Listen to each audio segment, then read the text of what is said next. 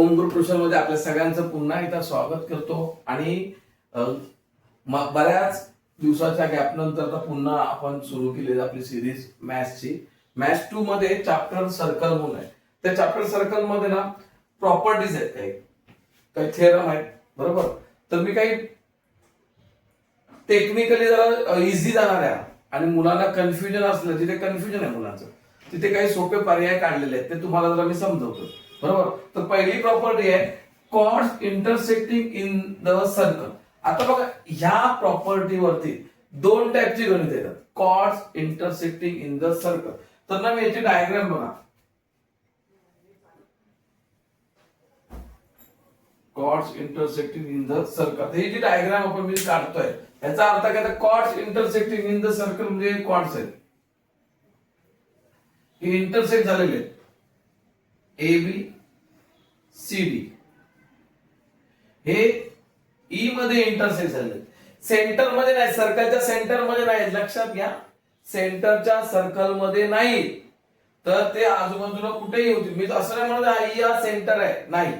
तर chords intersecting in the circle, बरोबर. ह्याच्यामध्ये काय केलं जातं, तर तुम्हाला एक कॉर्डचं मेजरमेंट विचारलं जातं, कॉर्डचं काय विचारलं जातं, मेजरमेंट विचारलं जातं. आता जेव्हा कॉर्डचं मेजरमेंट, उदाहरणार्थ फाइंड इथे सांगितलं तर फाइंड ए करा, बरोबर. पहिलं म्हणजे आपल्याला काय शिकला पाहिजे, फॉर्म्युला कसा तयार करायचा.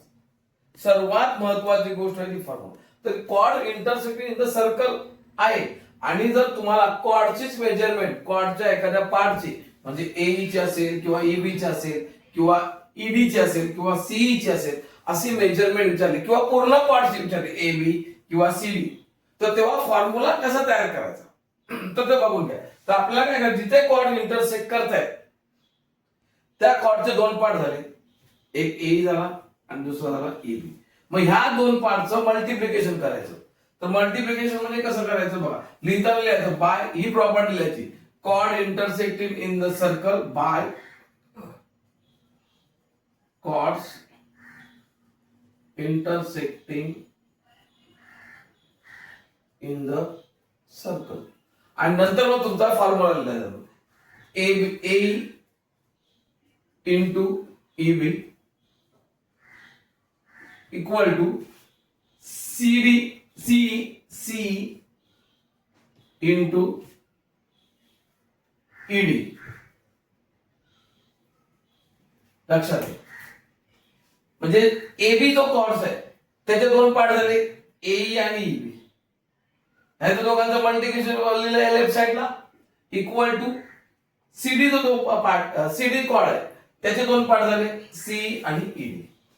त्याचं लिहिलं राईट साइडला मध्ये इक्वल. नंतर तुम्ही व्हॅल्यू वगैरे पुटअप करायचे जशा का तुम्हाला एक्झाम्पल मध्ये दिलेल्या असतील, बरोबर, आणि हे सम सॉल्व्ह करायचे. हा झाला एक पार्ट. ह्याच प्रॉपर्टी मध्ये तुम्हाला फाइंड करायला काय विचारतात बघा, फाइंड अँगल. तुम्हाला इथे अँगल फाइंड करायला विचारलं,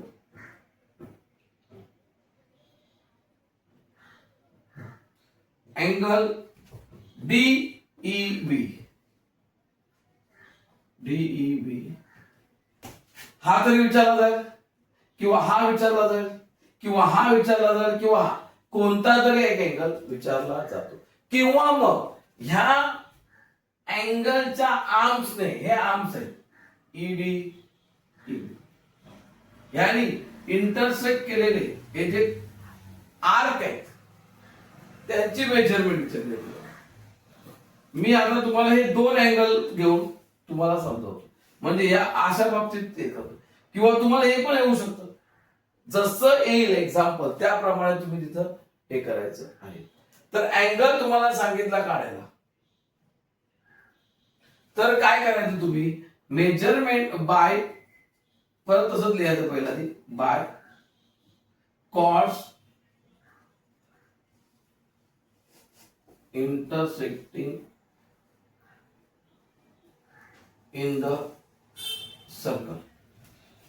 आता same diagram, same property, formula change होतोय कधी, जेव्हा अँगलचं मेजरमेंट डिग्री मध्ये विचारलं जातं, इथे युनिट मध्ये विचारलं जातं, सेंटीमीटर मध्ये विचारलं जाईल, बरोबर.